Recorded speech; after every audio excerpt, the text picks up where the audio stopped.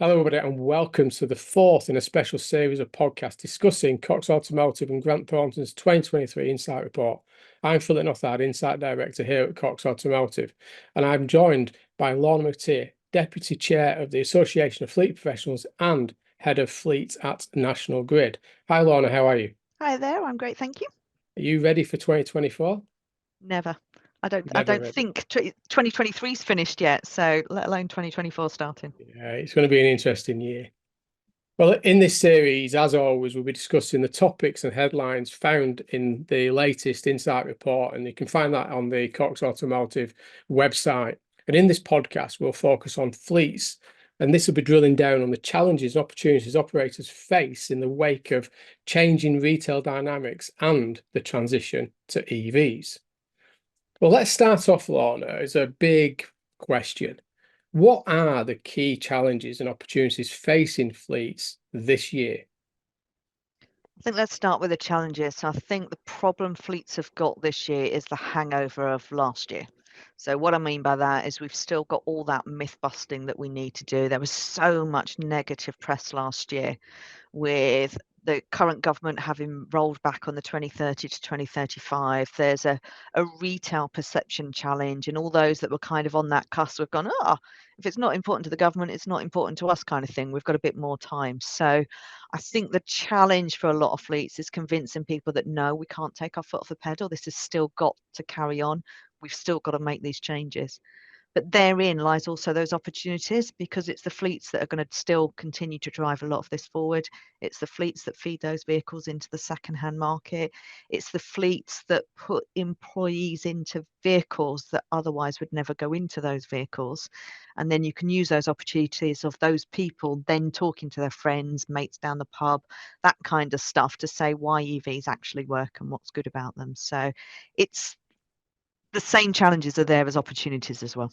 And do you think, I mean, we saw this very swift acceleration of the adoption of EVs. And then, as you say, the announcement came out with the deferment in the UK market from 2030 to 2035. And there is reports that adoption has started to ease. Do you think it is wholly down to that deferment, or do you think there are other things that about the incentives and the support for the private customer, not just relying on the fleet sector? Yeah, I think there's a whole bunch of stuff. We're now in mass adoption. So if you think of it with those early mobile phones, with the early tech of any kind of stuff that's out there, your early adopters get in and there's this big input. And then whenever there's an incentive, people take advantage of it. Now we're into a lot of those things have disappeared. We had all the supply chain challenges that pushed things back as well. We've got to convince everybody else to do things. And if we separate cars from commercial vehicles, cars are done. If you go out to a lot of fleets, a lot of them are already on that journey for cars. So this is just a natural progression now. And there's no big bang approach for a lot of the fleets. We do things practically and sensibly, which is that vehicle's come to the end of its replacement cycle. Now we change it. So we're still working our way through that. And I think the slowdown is just because people saw a blip in high uptake for a while because of the incentives that were there. There's a bit more uncertainty again. There's a bit more of a normal uptake curve. And then if we go into the commercials, I think the announcement did change that slightly, because if you think the ZEV mandate, although that will help drive some of these manufacturers to produce the vehicles for us, the unintended consequence of that is they'll push the ones they think they're going to sell, as opposed to the ones like me in a utility area are going to need. And therein lies some of the challenges we've got. So take your 4x4s, for example. We're going to see that slowing down. Yeah, and I mean, there's been some reports recently where people are now switching from the LCV into more trucks around EV to replace the challenges that sit within the LCV sector around EVs and move into more the pickup trucks to resolve some of that transportation challenges of EVs. Do you think that's a short-term, very minor change, or do you think that's going to be something that could be permanent? Yeah, I think what you've got out there is the poor old fleet manager like me is sitting there with somebody having thrown a target out, And we're all going, how on earth do I achieve that? So some of you, some people out there are going to achieve it by going, oh, if HGVs are an exception, I'll go into HGV so that I don't have to change my LCV fleet yet. So if you've got an O license already and a transport manager that can do that, why wouldn't you? Because that gives you more time, allows you to get your cash flow sorted and everything else. It's actually a practical solution. For others, we're kind of stuck there, but those early LCVs aren't doing the job for a lot of us. We need that more workable solution. It's got to be operationally efficient. And as much as everybody says, yeah, it's a change in driver attitude, well, it's not. It's your line managers, it's every single part of that operation all the way through that has to change attitude as well, because we can't do the things we used to do in the way that we used to do it. We can't always let Joe Blogs put their hand up for overtime all the time, because actually they've got to stop and charge their vehicles. So we need to do a lot more thinking on the commercial side and planning. So that's just slowing it down. And it's meaning we're doing things we wouldn't normally do temporarily. Yeah. And I mean, you talk about this adoption. I mean, infrastructure, off-street park charging for the fleet operators. Do you see that still remaining a challenge in the short to medium term, or do you think that the network, the infrastructure, the investment in, on-street charging is starting to improve, and will that help fleets, or do you see that still as a challenge? So it's still a challenge, but only because some people are expecting the future to be here today as an ultimate solution. They expect the number of petrol stations we've got over there to be reflected in the number of chargers already. They're forgetting this is a transition and it's going to take time to put it in. As I mentioned right at the beginning, we've got all of that myth busting we're doing. So there was so much negativity of not enough chargers. Well, actually, depending on the fleets and who you are, you may have depot facilities. Rules changed last year, but not everybody's fully aware of them, on how you can access upgrades and distribution and the cost and how that's apportioned. So there's a lot of things that have been happening that are just waiting to come through. So yes, it's still going to be a challenge, but it's not an insurmountable one. The one thing we have to remember, everyone's still learning. We're all still moving through this. And even those of us like me and yourself who have kind of been at the forefront of this for a while, we're still learning new things. We're still picking things up. And we're then having to educate those behind us. So I think the biggest thing that we've got to do in all of this is keep educating people, and for people not to be afraid to go and ask for help. Yeah, and I think this is where, we talk about the fleet sector, that, as you say right at the start there, that in terms of that dominance around the adoption of EVs has been driven purely through fleet and business registrations, and private we'll talk about a bit later. But I think it is that point now that, where does this continue going? Is the infrastructure there? Is the adoption there? Can we continue at the rate that we're going at whilst the infrastructure and the network pick up and catch up? Yeah, and we have to remember again that fleet managers have had a pretty torrid time for the last 4 or 5 years. We're just absolutely non-stop. And if you go all the way back to WLTP, worldwide testing standards that came in and everything that happened with Dieselgate, and it just keeps continuing. We end up with COVID, we end up with semiconductor shortages, we end up with floods in certain countries that take out suspension arms. There's all sorts of things that fleet managers have had to deal with on a continuous basis, and there's just no let up in that. So in a lot of things, there's a lot of resource that needs to go in, and it hasn't been there. And we're having to learn new stuff, new language, new technology. Not only have we had to learn it, we're then having to teach everyone else. So it's huge. It's massive. And I mean, you touched on ZEV mandate, which is one of the biggest changes in the UK in 2024, coming into effect this year. Will that have an effect on the fleet operators, not necessarily just yourselves, but because as the manufacturers thrive to achieve the 20% for cars, 10% for LCV, we know behind the scenes they can buy and sell credits, we know they can borrow the debt, and there's all this that takes place. But predominantly the supply of vehicles and the manufacturer lineup is changing. And as fleet operators, you're trying to manage your fleet and your users in a marketplace that you're not necessarily in any control of. This is the most fluid the marketplace has ever been. And it's not just that ongoing side of it. Purchasing a vehicle is one thing, it's all the things behind it that everyone forgets. So we've got new players coming into the market, which means we've got parts that we never used before. We've got people we never spoke to before. So you're constantly building relationships, you're constantly training. For example, if you've got your own workshops, you're constantly having to retrain yourself, get different diagnostics, understand how these new vehicles work. Every time you get a new vehicle in, even with existing brands that you know, you need the designs of that vehicle, because if you're going to convert them in a commercial world, then you've got to understand where everything is so that you don't screw it up when you put that nail through that bit and that screw through that bit and change that wiring over there. There's all of these sorts of things that come in. Everyone forgets it's not just the purchase of that vehicle. And we haven't even touched on infrastructure and putting the cables in the ground and digging through concrete that's reinforced that you can't get through. So, we've not touched any of that side of it. And this is everything that's going on out there at the moment. So briefly then, do you see the new entrants? We talk about new entrants a lot in the sector currently, where that's the BYDs, and BYD is a 30-year-old business, but predominantly new to the EV sector in the UK. Do you see them as opportunities for the fleet sector around new conversations, new discussions, new entry points in terms of cost of entry and things like this?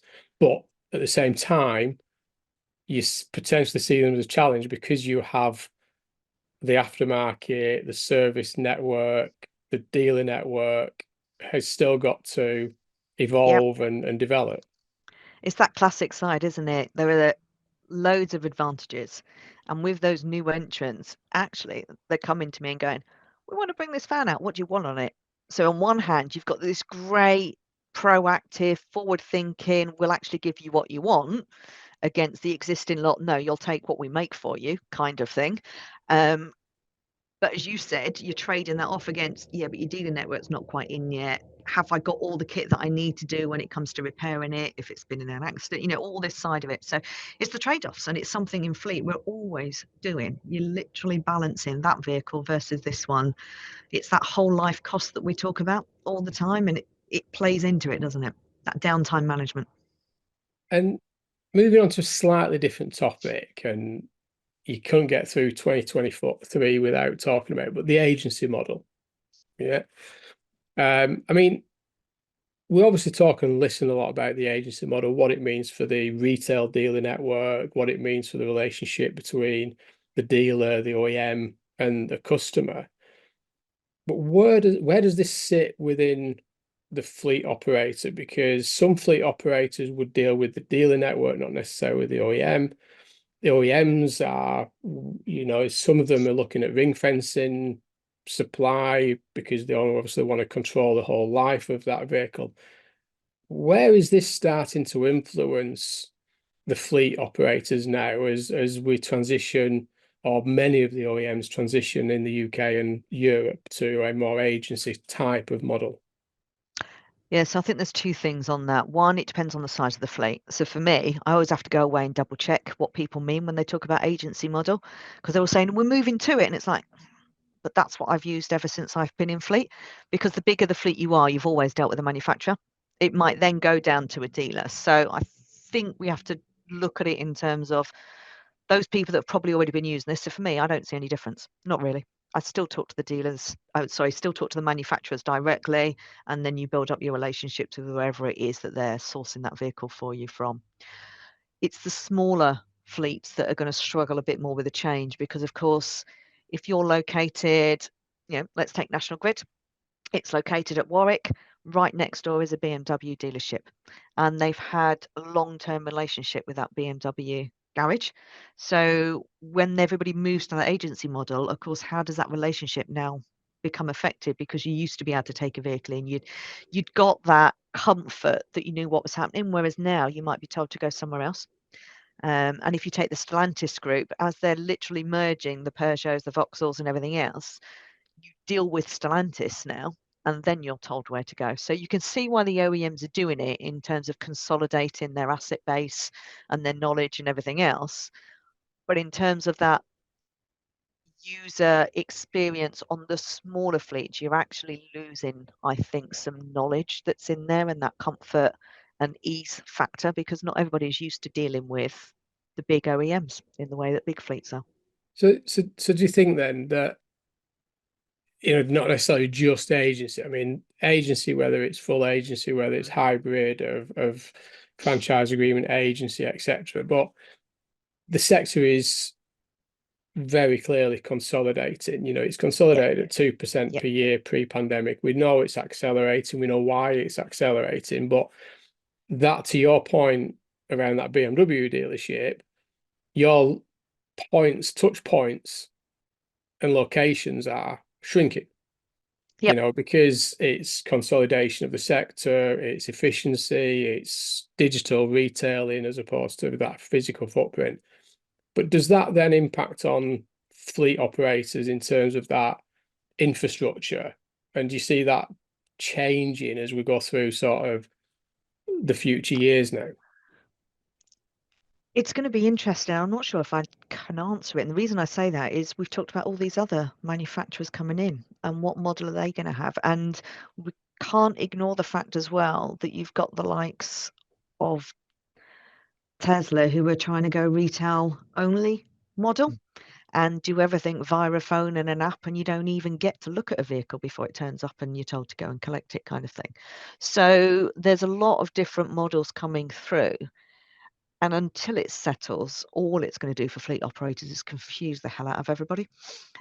You used to being able to pick up the phone, talk to a person, and get your answer.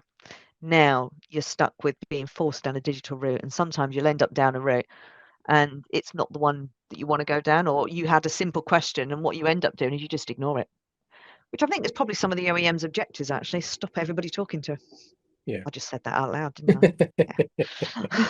Well, I mean, yeah, I mean the agency model is, I mean, I don't think, just in recent weeks and months, the shifts around who's going, when they're going, it's all it's very fluid. It's changing all the time, and I think that part of that is as the OEMs start to understand the market, understand those risks and challenges. So I think it's a very difficult one to sort of say in any concrete at the minute, because Yeah. it's still unknown, I think, is what that relationship will look like going forward. I mean, back to fleets and EVs, and you touched on it right at the start. We talk about how significant that fleet sector has been for the adoption of EV registrations. I mean, do you expect that to be the case through 2024? I mean, we're forecasting 2024 to be a reasonably flat registration year following 2023. So, we forecast a marginal increase for 2024 in new car registrations because of the challenges that still exist in the economic climate, because of the ZEV mandate coming into effect, because of this transition to agency model that the dealer network and some of the OEMs are going through this year. But do you think that for this year, fleet will be the driving force of the adoption to EVs? And I suppose the second part of that question is, what lessons have been learned from fleet being the driving force of the EV adoption? We're live, aren't we? Big And this is going to question. go out to lots and lots of people. So what's my answer going to be? It's an interesting. So we know fleets are going to be the driving force this year. Why do we know that? Because the manufacturers are coming back to us offering discounts. So when you're getting those discounts at fleets, it's because they're not selling retail, or they've got a glut of vehicles somewhere, or they got something else wrong. So they come back to the fleets as their lifeline. The lessons learned from that is some of them out there really did hack off a lot of fleets during the COVID period and with what they did and how we were treated. So there's a few lessons to be learned there. So now's the time that I think fleets are kicking back, going, hang on a second, this is what we really want. And you need to be a bit more customer focused. You need to do a bit more of this. So whilst we're still struggling to be picky and choosy as fleets, because there just isn't enough of the product we want out there yet, we are able to kick back and fight a bit more now in terms of the relationship side of things because of how things were for the last few years. So that's one sign that we're seeing the way that we're being treated. The next thing, as you've mentioned already, we're in an economical challenging time at the moment. There's still more conflict going on in the Middle East and other places that are happening. So we're still having supply chain challenge issues. We're still struggling there. So retail is going to struggle for a very long time. And until all of that sorts out, and it's not just this country. So when everybody goes on and on about it, it's not just here, it's happening in every single country. And then that has all those knock-on effects for that whole supply chain issue, because you start to look after your own, don't you? You go to the markets that you can get things into. So that's why I think fleets will still be the backbone of this change. But fleets are kind of getting there with most of it. As I said, we're starting on the car side of it. There's a lot of people that have already got them in. They're moving through.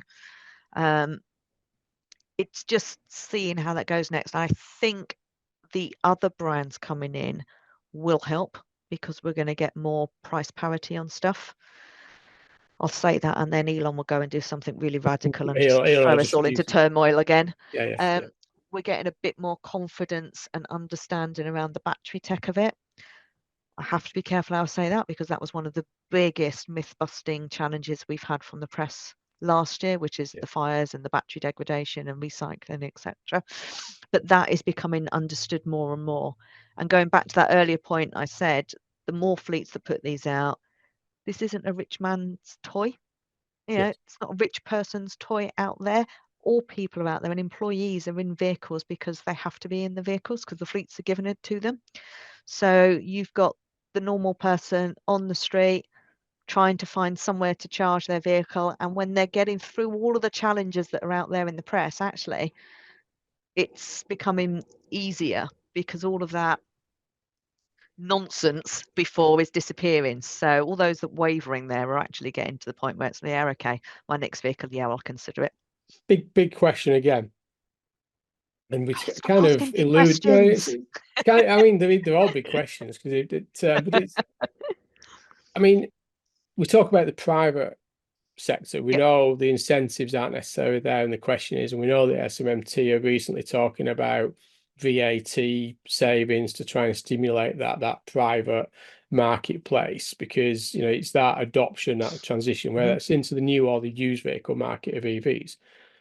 But through the fleet experience and what fleet have learned over the years, do you think there's anything that can help to stimulate the private market from what's been happening in the fleet sector? Or So what the private market doesn't have is a fleet manager expert to help them through. That doesn't exist. So again, it goes back to this press and the stuff that's out there. So when government came out and talked about their driver plan, and point number 7 on that driver plan was education and communication, that really, really needs to be hammered home, because I think that is the real lesson. Every fleet had someone that could sit there and say, yeah, but sit in it, do this, do that, educate them. Use this app, use that one, go and get this card. That's how you charge up. This is what this bit means. That's what those letters on your filler flap mean. And this is what, fleet managers could do that with their employees and help educate.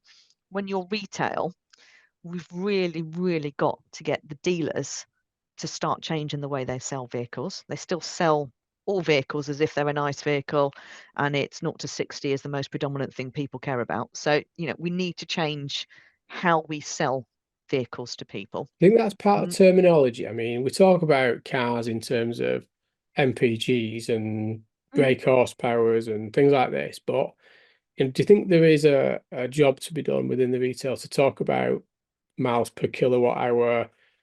Is there a lot of terminology and There is, but conversation we need to simplify it, because I think too many of us in the EV world overcomplicate the language, because as we get to understand it, we get to understand all the nuances.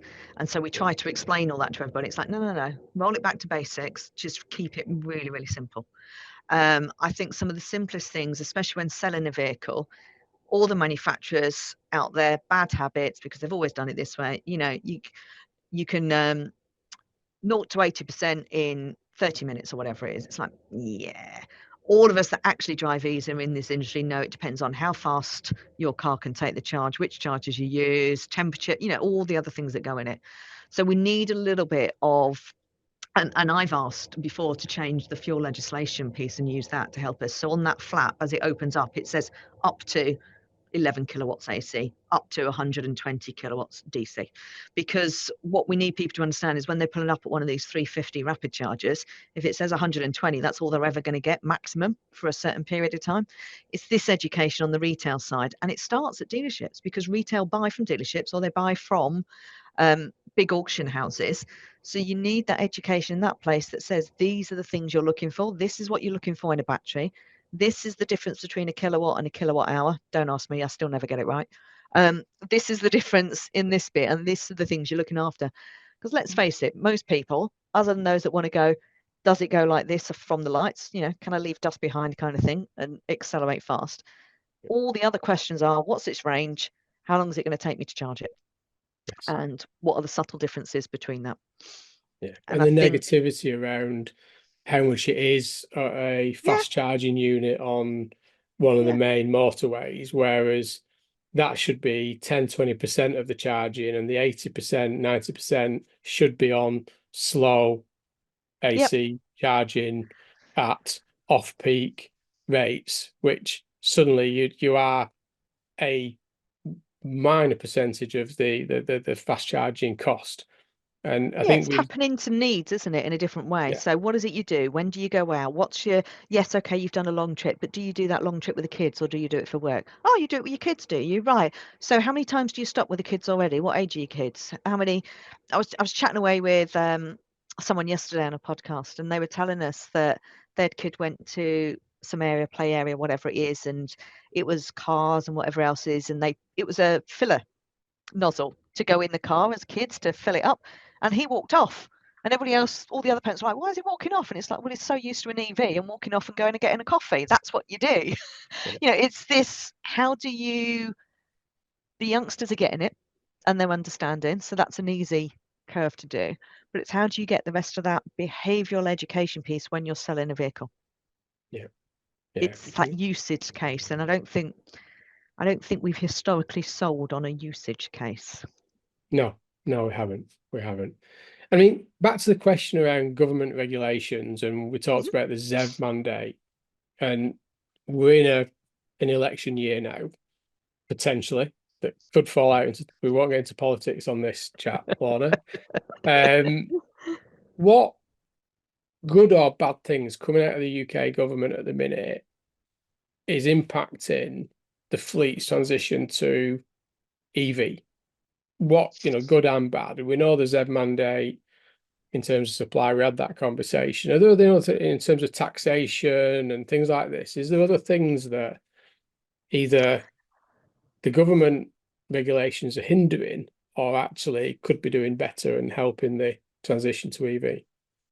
So let's go back quite a few years, because I think we're very good at forgetting some of the stuff the government has done that is good. So they have been supportive of the vehicles. There were the grants that were out there. They did stimulate the areas. We have managed to get where we've got cars in particular that have got great mileages now. We've gone through those early weird looking vehicles into what are normal vehicles that people will drive. We've got out of the milk float image into these are great vehicles. So there has been a lot that the government had done in terms of legislation. Where they've switched their focus to, and quite rightly so, is more on usability of the charge points themselves. So we've done the cars. Cars are kind of there. There isn't much more we need to do than maybe that label on the filler cap kind of thing. There's not too much more there. They need to keep the incentives in that are already there. So the grants that are on the commercial vehicles, for example, they need to keep it there. They need to keep the low BIK where it is. On the commercial side, maybe they can do a bit more, but actually where the focus is actually unpicking the other barriers out there. And the other barriers are probably with my national grid hat on and what my colleagues are dealing with, and the distribution operators and the CPOs, which is all around that connection side of things. So how do you get rid of those barriers that are there? And then if we put all of that lot aside, of course, the thing we're talking here about EVs and fleets replacing like for like, but actually we need to get back to mobility, which took a nosedive through COVID. So the government need to do more in terms of reviewing the tax and legislation when it comes to sharing vehicles. A lot of us want to do pool sharing and car sharing and everything else. But the moment an employee takes a vehicle home, then it's subject to BIK because of the tax element of it. So we really do need them to look at that side to encourage more sharing facilities. Taxis could do more in that area, and sharing and route planning and everything else, and the ride hailing, ride sharing types of things that come out. But tax doesn't let them do it. So I think there's an awful lot more in that side of things government can do, and just really, really get behind the rest of us in this myth busting. Do you think there's enough done to make it aware of the incentives and support that is available, particularly in the infrastructure of EVs, from the government to help this transition? Because we talked right at the start of this around the challenges on street, off street charging, things like this, but there's a lot of government support out there if you know where to find it and what's Yeah, I'm going to say available. no. And the reason I say that is the amount of times I speak at a round table or a session, and even the local councils don't know what's available to them to be able to help locals in the area. I think CPOs, the bigger ones, are doing an awful lot to fix the problems for everybody else. I think there's a lot of awareness within the fleet levels of what you can and can't do, because the bigger your fleet is, you'll have a tax expert, you'll have finance experts that can go in and do things for you. When it comes to retail and the fact you might be in a rental or something, you could probably still get a grant. Don't think people know that. I don't think there is enough in that side of it. And that comes back to that 7-point plan the government put in, which is that education and myth busting bit. We really do need to do an awful lot of that this year. And I think the biggest thing government can do is stop changing their mind. Whichever one it is that gets in, just be consistent. In fleet, all we have ever asked for is consistency, because once you've got some of those targets and you've got some deadlines of dates and you know when the money stops, you work towards all of that. They keep dipping in and out and changing this, that, and the other, then it just makes it really, really hard to follow what's going on. That's it, isn't it? I mean, fleet operators are looking long term. These vehicles are going out on long term, fleets and leases, etc. And you've got to manage that going forward. You've got to think about residual values, your risk, your cost, and everything else involved. And changing and moving things doesn't help that in terms of planning, whether it's positive or negative. It just makes the planning challenging. And if we do too much, everybody forgets that changing a grant up front, or really doing a mass change on price, or another big thing coming in, or a sudden step change in tech, pardon the phrase, it just absolutely screws up the second-hand market for a while. Yeah. And nobody knows which of the vehicle types is the better one. So it's really hard to set prices in that second-hand market, which is where we need things for people to have that confidence that Yes. actually I can still use that Nissan, even though it's on a Type 1 connector, because I've still got Type 1 connector chargers out there. It's these little things that we need to make sure. We need consistency in the legislation and for a duration, and we need consistency in some of the tech and a duration on it. I think we've had some of the quirky stuff. I think all that's done now. I'm hoping all that's done now. And now, Yeah, we're into the actual longer term stuff. And final question. In your opinion, I mean, we talk about the fleet operators and we're talking about 2024. I mean, what are the key things any fleet operator should now be focusing on for success in 2024? I mean, we've touched on a few of the challenges, but what should they really have their focus on this year? Depends if they're a car or a commercial fleet operator. The cars, I think most of them are done. It's just keep educating everybody going through. So I think as long as they keep that going through on the car side of it, those fleet operators now got to look at their scope 3, they've got to look at their commuters, they've got to do the other side of it. That's why earlier I mentioned, we can't ignore this mobility side of it, and we need government to still help in that area. So that's kind of where I think the cars are. It's just what's next, how do you get through it? And the reason I say that as well is a lot of my drivers are now ordering their next EV vehicle, and they're getting pretty pedantic again in what they're after. And I want, because they've got used to the EV, so they're fine with it. They've got the concept now. They're now on to, I want this as a better infotainment system or a better app or whatever it is. On the commercial side, I think where fleet operators have to concentrate a lot more on, we still haven't necessarily got viable products out there for the operational efficiency side of things. We're still struggling with the total cost of ownership on those, because that whole life cost side of it doesn't always stack up for commercial vehicles, and we need to be realistic about that. How can we sort that out and get that over the line? Can government help with those commercial vehicle side of it? Can manufacturers help? What tech from cars is coming in that helps? Just consistency and approach on that. We're changing architecture. We're looking at bi-directionals. There's lots of noise in other areas, and actually fleets just need to focus on some of the basics. We've got challenges, as you and I know, and that's a whole topic for another day, on insurance and how you get building regulate, just understanding the other side of things when you're coming in to putting in chargers, or the whole cost of that vehicle should something happen to it, or second life in it, or the battery side of it and everything else. So whole discussion for another time. So I think commercial operators, again, it's that whole life cost and what you can focus on there and what's coming through and doing it differently. Cars, it's more about the mobility side and moving into just your non-core company car drivers.